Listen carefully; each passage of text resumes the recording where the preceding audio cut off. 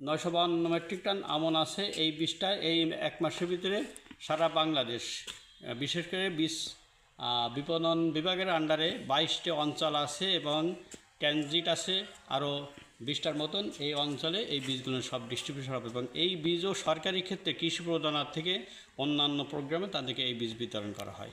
সুতরাং সাতক্ষীরার বীজের কোয়ালিটি ভালো থাকার জন্যই এই বীজ সব জায়গায় খুব গ্রহণযোগ্য। এই বীজের দুর্নাম বা খারাপ কোনো রেকর্ড নাই।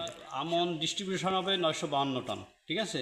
আর বড় এখনও ফিক্স করা হয় নাই, বড় হয়তো একটা টেন্টেটিভ দিছে, এরপরে আবার এইটা বাড়াবে কমাবে একটা হইতে পারে, ঠিক আছে। আগের বছরের তুলনায় এবছর কি লক্ষ্যমাত্রার যে ইয়েটা সেটা কি বেশি বাড়ছে। উপপরিচালক বীজ উৎপাদন নারকেলতলা বিএডিসি সাতক্ষীরা দপ্তরের বীজ সংগ্রহ কার্যক্রম সম্বন্ধে আপনারা শুনতে চেয়েছেন।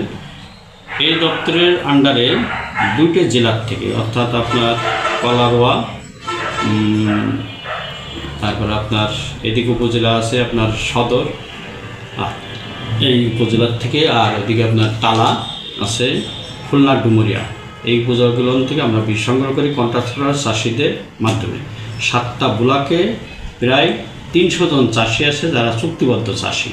এই চুক্তিবদ্ধ চাষিদেরকে আমরা ভিত্তি বীজ প্রদান করি, বীজের দাম আমরা নিয়ে থাকি, নিয়ে তাদেরকে ভালো বীজটা আমরা প্রদান করি এবং লাগানো পরের থেকে বীজ কাটা পর্যন্ত, এখানে আসা পর্যন্ত আমাদের উপসহকারী পরিচালকগণ এটা দফায় দফায় এটা পরিদর্শন করে এবং আমাদের অনেকগুলো পরিদর্শন রিপোর্ট ঢাকা বরাবর এবং বীজ প্রদান এজেন্সি যেটা আছে সরকারের আর একটা সংস্থা, সেখানে আমাদেরকে দেওয়া লাগে। এখানে প্রথম ভেরিফিকেশন করা হয় যে লাগানোর পরে সমস্ত জমিতে লাগানো হয়েছে কিনা। ওখানে প্রথমে একটা জিনিস আছে, স্কিম ম্যাপ প্রণয়ন করা হয়, কমান্ড এরিয়া প্রণয়ন করা হয়। সেই নির্দিষ্ট স্কিম ম্যাপের ভিতরে যেসব জমি প্রোডাকশনে যাবে সেখানে তারা ওই বছর সবুজ দাগ দিয়ে এগুলোকে আপনারা চিহ্নিত করে এবং ওই সব প্লট দেখেই আমরা কিন্তু ওখান থেকে বীজ সংগ্রহ করি। আমরা অন্য জায়গার থেকে বীজ সংগ্রহ করতে পারি না এবং এটা আমাদের সবসময় আমি ডিডি সাহেব এবং আমার ডিএডি সাহেবদের এবং বীজ প্রদান এজেন্সি এবং ঢাকা দপ্তরের কর্মকর্তাদের সব কিছু দেখার পরে ওকে করার পরে আমরা সেখান থেকে বীজ সংগ্রহ করি।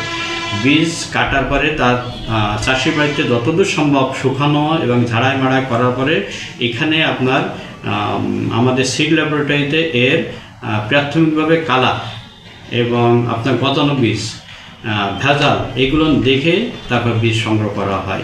এখানে বীজের কোয়ালিটি সর্বোচ্চভাবে নিয়ন্ত্রণ করে বীজ সংগ্রহ করা হয়। তারপরে এটা গ্রেডিং হয়, চালনি আসে, গ্রেডিং হওয়ার পরে এগুলো ডেয়ার হয়, ফিউমিগেশন দেওয়া হয় এবং 6 মাস পর্যন্ত এটা সংরক্ষণ করে যে মৌসুমটা আসে, যেমন এই যে বড় মৌসুমে এখন এটা সংগ্রহ হবে, এইটা নেক্সট ডিসেম্বর মাসের দিকে বা জানুয়ারি মাসের দিকে আমাদের নির্দিষ্ট বীজ বিতরণ বিভাগ আছে, সেই বিভাগের কাছে আমরা দিই এবং এই বীজটা আপনি শুনে অবাক হবেন। এই বীজটা আমাদের খুলনা, চিটাগাং, নোয়াখালী, ফরিদপুর, কুমিল্লা যে কোনো অঞ্চলে, আমাদের 22টা অঞ্চল আছে বীজপত্রের, 22টা অঞ্চলে যে কোনো অঞ্চলে এই বীজ যায় এবং সাতক্ষীরার বীজের একটা গুণগত মান এবং কালার অত্যন্ত ভালো। বাংলাদেশের যে জায়গায় যায় চমৎকার কালার হয় এবং আসলেই সাতক্ষীরা বীজের কালার খুবই খারাপ, উজ্জ্বল সুন্দর কালার হয়, বীজের সাইজও খুব সুন্দর হয়, জার্মিনেশন ভালো, ভেজাল নাই। সুতরাং সাতক্ষীরার বীজের একটা গুণগত মান আছে।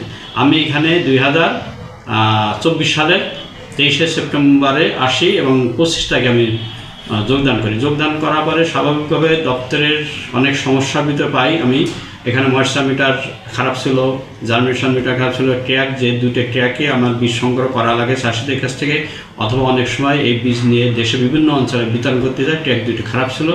আমি 1 সপ্তাহের ভিতরে ট্র্যাকগুলো তুলে ফেলাই, জিপ গাড়িও আমার যেটা ছিল তাদের সাথে এগুলো কাজ করি। 1 সপ্তাহের ভিতরে এগুলো করে আমি আমার কার্যক্রম শুরু করি এবং আমি গত বছর পর্যন্ত এই কার্যক্রমগুলো আমি সুচারুরূপে পালন করছি এবং যা লক্ষ্যমাত্রা আমাকে দিছে হেডকোয়ার্টার, আমি 100%-এর বেশি, গত বছর 121% আমি বড় বীজের সংগ্রহ লক্ষ্যমাত্রা করেছি। সে জায়গায় দেশের অন্যান্য জায়গায় কিন্তু সেই প্রমাণ করতে পারে না। এটার একটা কারণ আছে, সাতক্ষীরার বিষয়টা আপনারা একটু জানবেন যে অন্যান্য এলাকার থেকে 1 থেকে 1.5 মাস আগে সাতক্ষীরার বীজ উঠে যায়, কারণ এর আর্লি আর্লি হওয়াতেই বীজের কালারটা ভালো থাকে, বৃষ্টি পায় না, সুতরাং আমরা বেশি করে বীজ সংগ্রহ করতে পারি। কিন্তু বৃষ্টির ভিতরে যেই চলে যাবে জুন মাসের দিকে, আষাঢ় মাসের দিকে, তখন কিন্তু বীজ সংগ্রহ হার কমে যায়, কারণ বীজ বেশিরভাগ ক্ষেত্রে নষ্ট হয়ে যায়, ময়েশ্চারের জন্য বীজ নষ্ট হয়ে যায়। সেক্ষেত্রে আমরা সাতক্ষীরা আগাম সংগ্রহ করার জন্য আমরা 100%-এর উপরে বীজ সংগ্রহ করতে পারছি। এবং এই আপনার দপ্তরের ভিতরে অনেকগুলো সমস্যা ছিল, চাষিদের ট্রেনিংয়ের কোনো কক্ষ ছিল না। আমি এখানে ট্রেনিং কক্ষটা সম্প্রসারণ করছি, এখানে এসি বসাইছি এবং সুন্দর পরিবেশে তারা এখন করতেছে। এবং টুকিটাকি অনেক জায়গায় বিল্ডিংয়ের ড্যাম ছিল, প্লাসটা নষ্ট হয়ে গেছে, এগুলো করছি।